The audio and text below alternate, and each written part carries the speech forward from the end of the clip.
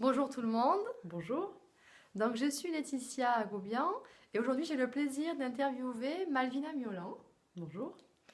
Donc Malvina Miolan est bioénergéticienne, elle est instructrice en méditation de pleine conscience, géobiologue et voilà, d'autres casquettes aussi, on rentrera plus en détail dans d'autres vidéos. Donc aujourd'hui on va parler particulièrement de la méditation. Donc le salon du bien-être ayant été annulé, nous nous sommes dit, qu'à cela ne tienne, nous allons quand même vous parler de ce que Malvina propose. Donc, s'il te plaît, Malvina, est-ce que tu peux donc, nous parler de la méditation de pleine conscience? Oui, Qu'est-ce que c'est exactement la méditation de pleine conscience? oui. Donc c'est une méditation tout d'abord issue du bouddhisme. D'accord? D'accord. Il y a des méditations qui sont issues de l'hindouisme, qui sont plus dans le but de répéter un mantra. Et la méditation de pleine conscience vise, elle, à être dans la présence, dans l'instant présent. Qu'est-ce que ça veut dire? Ça veut dire être dans l'accueil de ce qui est, avec beaucoup de bienveillance pour soi, en termes de sensations, en termes de pensée, en termes d'émotions. Donc ça ramène, c'est une méditation qui ramène à son corps. D'accord. De être présente, présent, c'est redevenir présent à son corps, redevenir présent à ses sensations, à être conscient qu'on est dans un état d'émotion, qu'on a des peurs, qu'on est dans un esprit agité, voilà, ou qu'on est en paix ou en joie, dans le but d'être de plus en plus présent à l'autre. D'accord. Donc, c'est une pratique en fait qui se fait. Est-ce que c'est une pratique qui se fait dans le silence? Est-ce qu'on peut être en mouvement? Enfin, comment ça se passe? Est-ce qu'on peut l'utiliser dans le quotidien? Oui, alors tout à fait. Il y a une pratique, on appelle ça les pratiques formelles et informelles. D'accord. Donc les pratiques formelles, c'est les pratiques avec lesquelles, au cours desquelles, pardon, on va pratiquer ensemble, au cours d'ateliers. Donc ça, on aura l'occasion peut-être d'en parler plus tard, Laetitia, au cours d'ateliers, au cours de séminaires, de formations. Et les pratiques informelles sont les pratiques de la vie de tous les jours.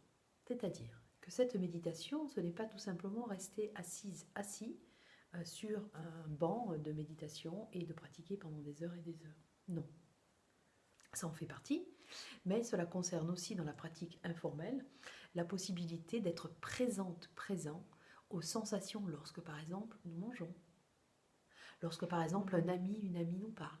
Qu'est-ce que je ressens quand cet ami me parle? Tiens, je me sens blessée, tiens, ça me met en joie. Qu'est-ce qui fait écho dans mon corps? Alors, pas dans le but d'être contre l'autre, mais dans le but de mieux se connaître et connaître mieux nos schémas.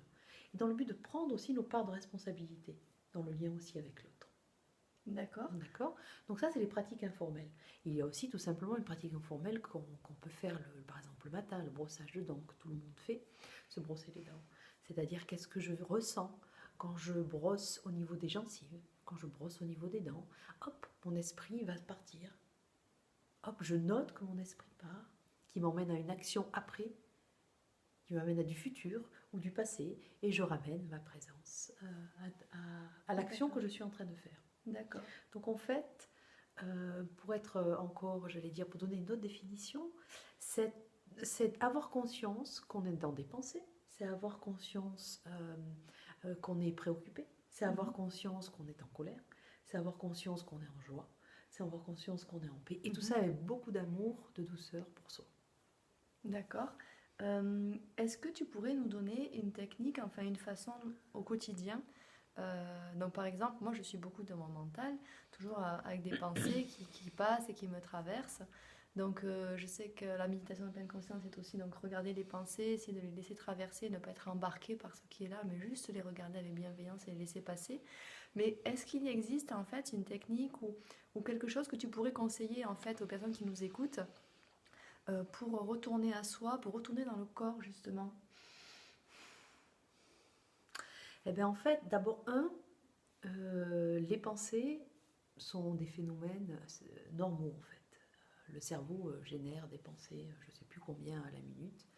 Et donc en fait c'est normal, on nous emmène dans des actions à l'extérieur, toujours à l'extérieur, ou des préoccupations du futur, du présent, ou des souffrances du passé. D'accord. Donc ça va nous mettre dans certaines peurs, angoisses, notamment ce que nous vivons tous en ce moment, hein, moi la première. Donc en fait ça va nous amener dans un futur au lieu de nous mettre en présence. Donc maintenant, c'est-à-dire, c'est juste de petit 1. Donc si on a beaucoup de pensées, c'est petit 1, reconnaître. Pour éviter de créer d'aller contre, De la résistance. D'accord. Voilà, Laetitia, c'est reconnaître que en ce moment, ici et maintenant, je suis débordée par mes pensées, que j'ai plein de pensées, que je suis très préoccupée par ce qui se passe, que j'ai beaucoup de peur, que je ne sais pas ce que mon futur sera. Et c'est l'accueillir. Et 2, c'est respirer avec ça. La respiration. C'est la respiration. Et donc ça, c'est le point important aussi de cette méditation. C'est l'ancrage aussi, qui peut passer par un autre endroit dans le corps. Mais pour démarrer, en fait, on parle toujours de respiration. Pourquoi ? Parce que la respiration, c'est notre meilleur allié. Elle est toujours présente. On respire 24 heures sur 24. Donc à chaque moment, on peut revenir voir la respiration, se revenir à l'intérieur de notre corps et prendre ce qu'on appelle des respirations conscientes pour revenir dans la présence de notre corps. Je me sens agitée. Je note et je reviens avec ma respiration aux sensations de mon souffle. Je reviens à mon ancre, je reviens dans ma demeure. Et bien sûr, je vais repartir pour revenir. D'accord. Donc c'est un peu aussi une gymnastique de l'esprit. Donc c'est en fait, pour être avec soi, dans la conscience de ce qui se passe dans l'événement, se recentrer sur la respiration. Je respire, je suis avec moi, je prends conscience de ce qui est là. C'est voilà, ça ? Oui, par exemple, voilà, c'est ça. C'est-à-dire, déjà, c'est vraiment accueillir, c'est accueillir ce qui est là. Donc effectivement, si nous sommes préoccupés, si nous sommes en colère, si nous avons beaucoup de peur, c'est accueillir, c'est pas repousser. Voilà, c'est accueillir, embrasser, prendre dans les bras, y mettre de la chaleur et observer. D'accord. Observer. Et c'est pas facile. C'est pas facile d'être toujours dans cette présence. Mais du coup, c'est aussi quelque part accueillir, d'un point de vue un petit peu différent aussi, c'est accueillir nos parts d'ombre et nos parts de lumière. Et quelque part, c'est s'aimer. Et quelque part, plus on s'aime, plus on s'accueille, plus on est en capacité naturellement d'aimer l'environnement qui nous entoure, tout le vivant, quel qu'il soit, et de l'accueillir. D'accord. Est-ce que tu pourrais nous expliquer au cours de tes pratiques et de ce que tu proposes comme activité, est-ce que la méditation, par exemple, il y a des personnes qui sont très actives, est-ce qu'elle est adaptée à tout le monde ? Quel public en fait elle vise ? Et toi, est-ce que c'est une méditation qui se fait donc que assis en silence ? Donc tu as dit qu'il y avait l'informel dans le quotidien, d'accord, mais toi dans tes ateliers, du coup, qu'est-ce que tu proposes comme activité en fait ? Alors, comme pratique. D'accord. Eh bien, en fait, en termes d'activités formelles que je propose, il y a tout d'abord les ateliers. Alors, d'une manière générale, les ateliers, les matinées, les journées, les week-ends, on peut pratiquer ensemble la plupart du temps. Donc, les personnes sont en silence et moi, je les guide. C'est des méditations guidées. Alors maintenant, quel type de méditation ? Pour répondre à ta question, Laetitia. Donc, effectivement, on ne va pas rester des heures et des heures sur un coussin. D'accord ? Donc il y a de ce qu'on appelle de la marche méditative, c'est-à-dire on va se mettre en mouvement et on va, là aussi en marchant, porter notre attention sur les sensations de nos pieds sur la terre, la connexion à la terre et la respiration. Et après peut-être élargir, si on a vraiment une présence à l'intérieur de soi et qu'on est stable, on peut élargir au son et à la vue. D'accord, au sens en fait. Sens. Utiliser les sens Tout à fait. pour amener à l'instant présent et à son corps. Voilà, tout à fait. D'accord. Alors ensuite, il y a bien sûr la pratique assise au cours des ateliers. Oui. Et il y a aussi ce qu'on appelle le body scan, qui est le scan corporel. C'est-à-dire qu'on est allongé et on va passer en revue toutes les parties de notre corps en partant du pied jusqu'au sommet du crâne. Et quelque part, on va les éclairer. On va y porter toute notre présence. Un peu comme si on allait voir un ami. Comment va mon pied ? Qu'est-ce que mon pied veut me dire ? Qu'est-ce qu'il ressent ? Et hop, je porte mon attention, je me connecte. Et le fait de me connecter, de rentrer en contact, d'y porter de l'attention, c'est comme avec l'humain. C'est-à-dire, je suis vraiment en présence avec toi, donc j'apporte de l'amour. Et l'autre se sent exister et il va se connecter entièrement. Et donc, on passe en revue toutes les parties de notre corps, donc toutes les cellules, en quelque sorte. Donc, en fait, au niveau oui, merci. Au niveau donc du ressenti, en fait, la méditation, qu'est-ce qu'elle apporte en fait à la personne qui la pratique Enfin, après, j'imagine que chacun est différent, mais il y a des résultats, qu'est-ce qu'on a comme... Alors, effectivement, c'est une méditation, la méditation de pleine conscience, entre autres, et notamment, on va en parler peut-être après du programme MBSR, qui a fait beaucoup de l'objet d'études scientifiques dans le monde entier, surtout aux États-Unis aussi. Et donc, entre autres, en termes de généralité, ça apporte en termes de bénéfices, bien que pour les pratiques de méditation, cela ne soit pas recherché. Je m'explique. C'est-à-dire que, par exemple, les bénéfices qu'on observe, c'est meilleure clarté d'esprit, meilleure gestion de ses émotions et de son stress, en partie. Et aussi une meilleure bienveillance pour soi. Mais même si au départ, lorsqu'on se met en pratique, au niveau quand on pratique ensemble au cours des ateliers ou des matinées ou des journées, il n'y a aucun but à rechercher. Le but n'est pas d'aller se relaxer, le but n'est pas d'apprendre à mieux gérer ses émotions, le but est d'accueillir tout ce qui est, tout ce qui vient, sans jugement. D'accord. Et du coup, pas créer de résistance. Pas d'attente en fait. Pas d'attente et juste être là, présent à soi. Et respirer. Et respirer. Et respirer. D'accord. Et donc du coup, pour juste terminer avec les ateliers, donc les activités proposées sont des ateliers sur Man et en ligne. Donc Man, les Alpes de Haute-Provence, dans le 04. Voilà. Ensuite en ligne, et c'est des ateliers une heure et 1h30, dans lesquels on pratique la méditation assise, la marche méditative, le scan corporel, et de temps en temps on peut y intégrer des mouvements de yoga lent. Oui, en fait, tu as des ateliers hebdomadaires, c'est ça. Exactement. Et après, tu fais aussi des stages en matinée, c'est ça. C'est ça. De 3 heures, par contre, les stages de 3 heures en matinée. C'est ça. Dans lequel on pratique aussi les mêmes types de postures, j'allais dire méditatives, mais dans lesquelles les personnes sont plongées dans un silence beaucoup plus long. Et donc on se retrouve du silence, on se retrouve avec soi. Donc le silence c'est autre chose, oui. Dans le silence, il immerge beaucoup de choses. Voilà. Je crois aussi que de temps en temps, tu fais aussi des stages à l'extérieur, justement dans la nature, avec la méditation. Oui, tout à fait. Ça arrive aussi. Après, vous trouverez toutes les informations sur le site de Malvina qui s'inscrira là en dessous sur l'écran. Tout à fait. Et puis cette année, on propose, comme on a fait l'année dernière avec l'équipe de Soaya, oui. On propose donc une semaine silence et méditation et nager avec les dauphins en Égypte, en mer Rouge, du 10 au 17 octobre 2020. D'accord. Voilà, dans laquelle, donc l'idée est, donc moi, juste pour information, tous les bénéfices seront reversés à une association pour le monde marin. C'est-à-dire déduit de mon billet d'avion. Et voilà, donc en fait l'idée c'est de moins aller nager avec les dauphins dans un sens où on va beaucoup plus faire de présence, de silence et rentrer vraiment en silence dans l'eau avec eux. Méditer beaucoup plus aussi dans l'eau, essayer d'être beaucoup plus en conscience avec eux, essayer de donner, de recevoir et de donner, de recevoir et de donner. Voilà. Oui, merci. J'ai expérimenté l'année dernière ce voyage qui était vraiment magique avec les dauphins, avec ces animaux d'une sensibilité extraordinaire, des échanges très émouvants. Et effectivement, on aurait tendance, en tout cas moi, j'aurais eu tendance à leur courir après pour essayer de les attraper ou de les toucher ou quoi que ce soit, et en fait pas du tout.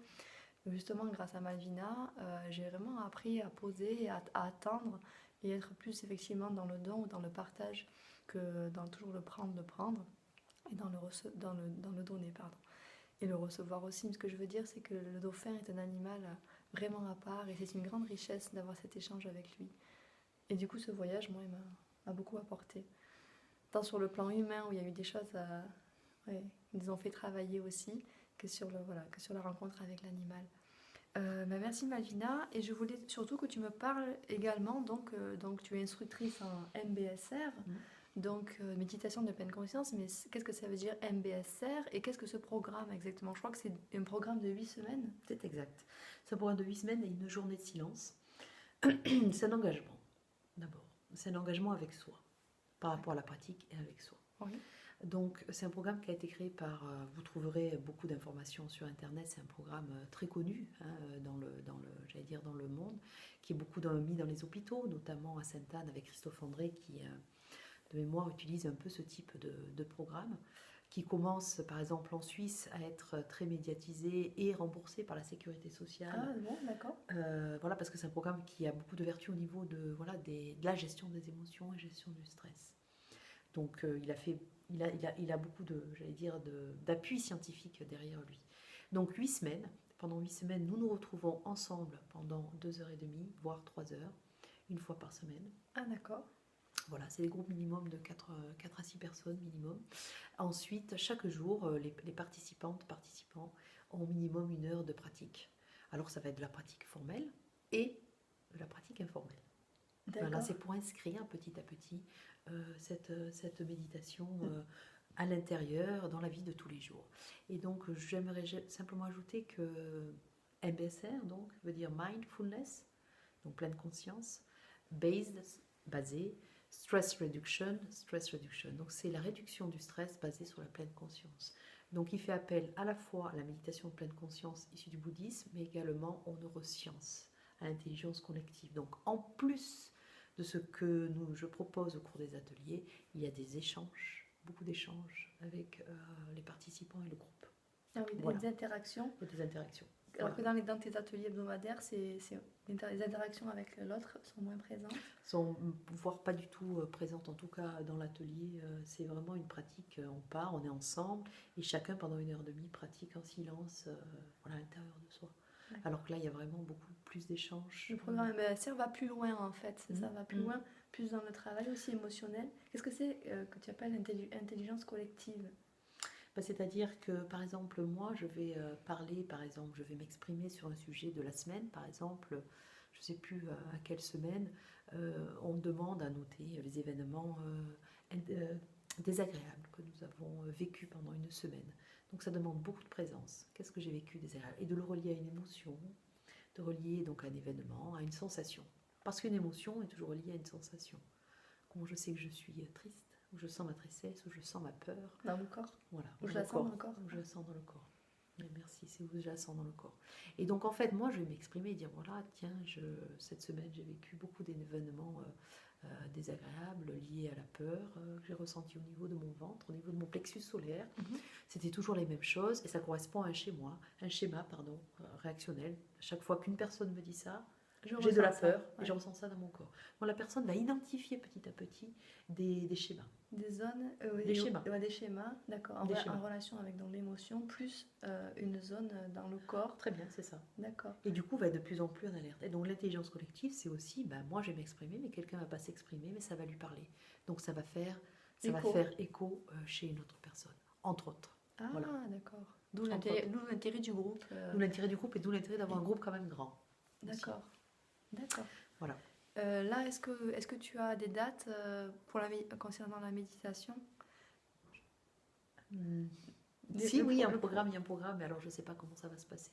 Ah oui, avec tout ce qui se passe actuellement. Voilà. Est-ce que tu pourrais nous en parler brièvement de toi, de ton ressenti? Comment est-ce que tu vis ce qui se passe actuellement par rapport à ce virus et à toutes les consignes que nous avons à suivre au niveau national et mondial? Comment est-ce que la méditation peut-être peut aider les personnes qui vont écouter cette vidéo? Mais par exemple, moi typiquement, je suis quand même rentrée dans une peur. Je n'ai pas eu de peur plus que ça en fait. J'ai pas spécialement peur du coronavirus, mais c'est plutôt tout ce que je ressens qui peut se, entre guillemets, tramer derrière. Et voilà, hier, j'ai des peurs qui se sont soulevées. Voilà, donc je les ai accueillies en fait. J'en ai accueilli une aussi ce matin de peur. Et voilà, j'ai beaucoup respiré en fait avec, et j'ai beaucoup envoyé de l'amour à ma peur en fait. Voilà. Donc voilà, là, ici maintenant, ma peur n'est pas là. Mais voilà, peut-être qu'elle va revenir ou pas, j'en sais rien. En tout cas, c'est aussi laisser la place à ce qui est. Voilà, c'est vraiment dans votre demeure, s'il y a de la peur, accueillez cette peur et prenez-en soin. Accueillez cette colère, si vous êtes en colère, prenez-en soin. Voilà, du mieux que vous pouvez. Voilà. Merci Malvina. Est-ce que tu peux nous donner simplement le nom de ton site, sachant que l'association de Malvina s'appelle Le Héron Blanc. On ne l'a pas dit au début, mais voilà, vous le trouverez sur le nom de son site. On peut la trouver sur Facebook en tapant simplement Malvina Miolan, M-I-O-2-L-A-N. Et Non, donc mon site. le nom du site exactement pour taper sur internet si vous cherchez ses actualités.